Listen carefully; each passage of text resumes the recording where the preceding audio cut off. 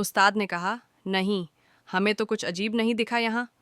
वह व्यक्ति सोच में पड़ गया और कुछ सोचकर बोला, चलो ठीक है, मैं चलता हूँ, और हाँ, ज़रा ध्यान से रहना यहाँ। इतना कहकर वो वहाँ से चला गया और साथ में ही बाकी लोग भी चले गए। हम तीनों एक दूसरे को देख रहे थे और पूरे मामले को समझने की कोशिश कर रहे थे। हमने वॉचमैन से पूछा कि आखिर यह किस बारे में बात कर रहे थे, तो वॉचमैन ने कहा, कुछ नहीं, यह बंगला काफ़ी दिनों से बंद पड़ा था, तो बस ऐसे ही लोग बातें बनाने लगते हैं। आप चिंता मत करो, सब ठीक है।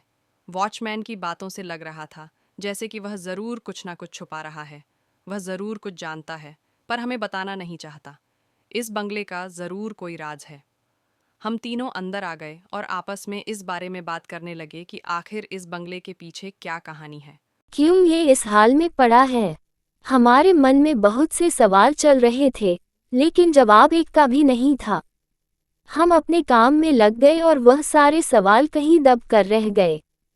हमें बस अपना काम खत्म कर जल्दी से अपने घर जाना था।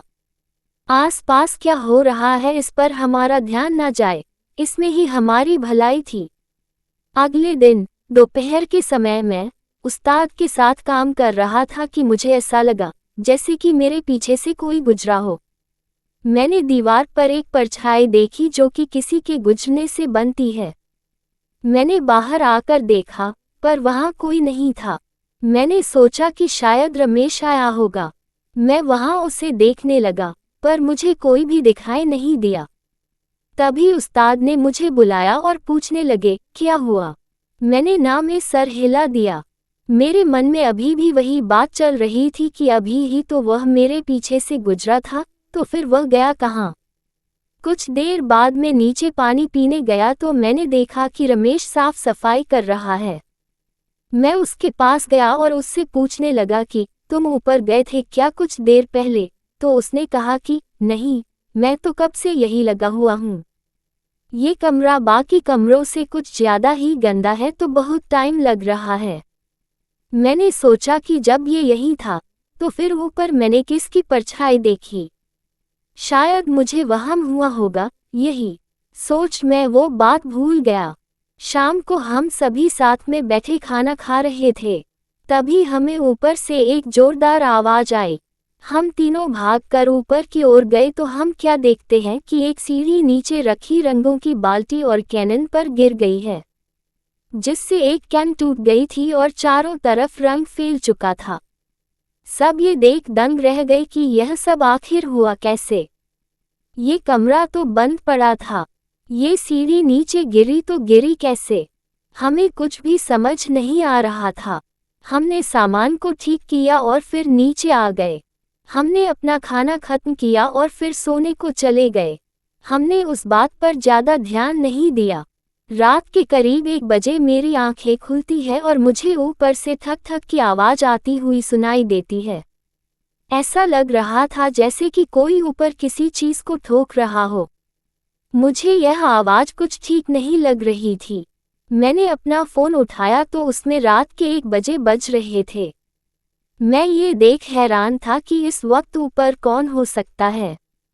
मैंने अपनी बगल में देखा तो उस्ताद और रमेश गहरी नींद में सो रहे थे। तो फिर यह आवाज कहाँ से आ रही थी? मैंने सोचा कि शायद किसी चीज के टकराने की आवाज होगी, जो अपने आप बंद हो जाएगी। कुछ देर मैं वैसे ही लेटा रहा, इस इंतजार में कि ये आवाज बंद हो जाएगी, लेकिन बार बार आती वह आवाज मुझे बेचैन किए जा रही थी। अब मुझे चैन नहीं मिल रहा था। अब तो मुझे ज्ञानना ही था कि आखिर वो आवाज आ कहाँ से रही है। मैं उठा और अपने फोन की टॉर्च ऑन कर उस आवाज की ओर बढ़ने लगा। खाली पड़े उस बंगले में वो आवाज बहुत तेज गूंज रही थी। पूरा बंगला अंधेरे में डूबा हुआ था, शायद लाइट नहीं थी।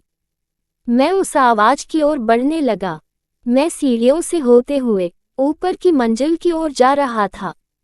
मैं जब पहली मंजिल पर पहुंचा तो मुझे पता चला कि वो आवाज इससे भी ऊपर की मंजिल से आ रही है। रात का वक्त और ऊपर से चारों तरफ फैला घनघोर अंधेरा और मैं अकेला।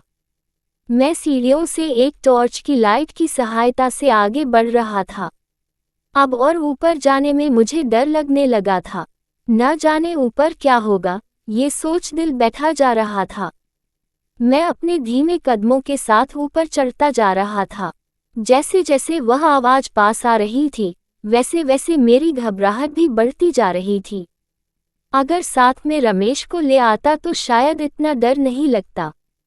अब तो मुझे अपने यहाँ आने के फैसले पर भी गुस्सा आ रहा था कि मैं यहाँ अकेला आया ही क्यों।